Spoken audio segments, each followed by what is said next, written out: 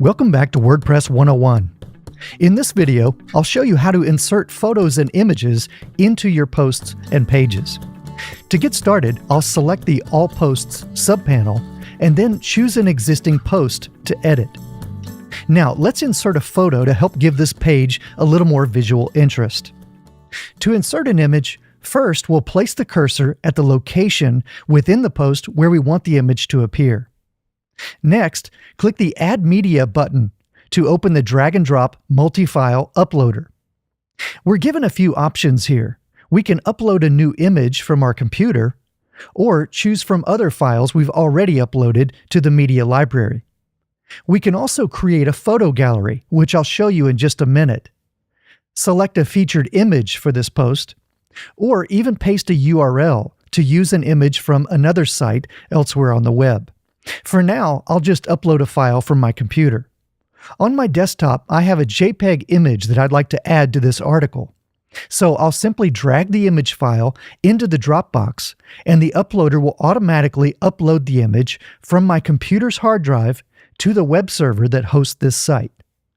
When it's done uploading, you can edit the title, add a caption, which will appear directly underneath the image, and enter an alternative text description for folks who have images disabled in their browser. It's always a good idea to include alt text. In fact, US web accessibility laws require all commercial or government websites to include alternate descriptions for images. Now, we can choose to align this image to the left side of our page, which will cause the body text to wrap around the right side of the image, in the center, or to the right, which will flow text around the left side of our image. I'll choose right. We can also make this image a link so that when folks click on it, they'll be taken to a destination of our choice. We can link to the full-size version of the image file, or choose to view the image on its own separate page. Or we can actually enter a custom URL.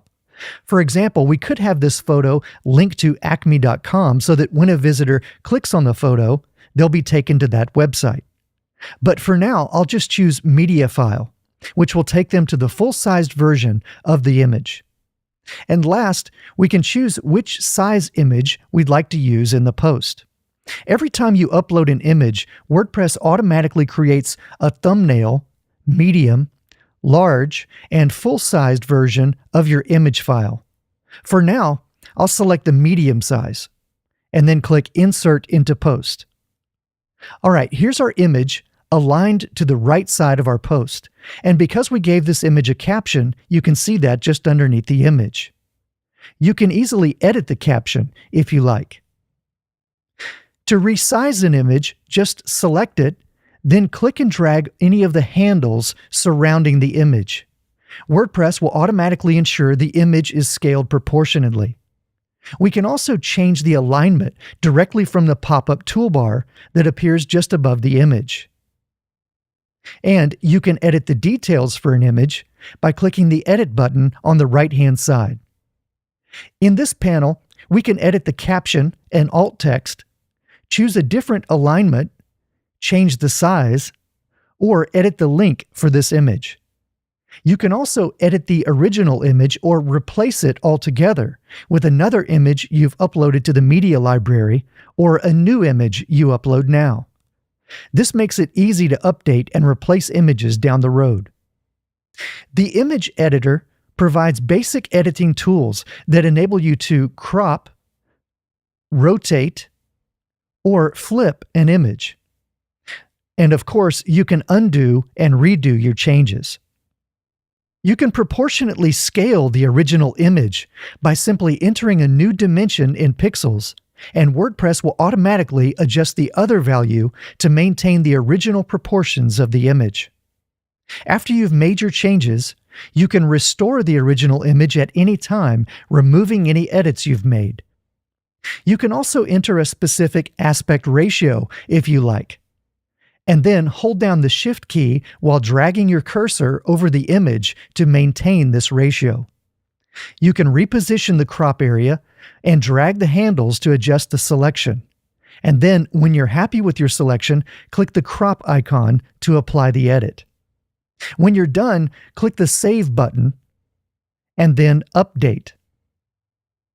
And now, if we preview this post, we'll see our image in place. And when our visitors click the image, they'll be taken to the full-sized version in a new tab or window in their browser.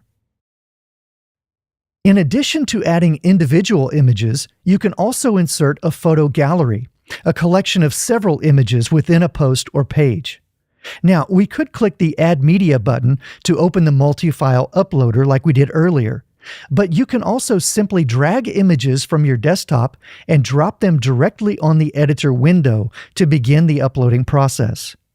With our images now uploaded, I'll click Create Gallery and then filter the list to show just those images that have been uploaded to this post. You can edit the titles, captions, and other details for each image in the Attachment Details panel on the right-hand side, and your changes will be saved in real time. When you're finished editing the details for each individual image, click the button to create a new gallery with the selected images.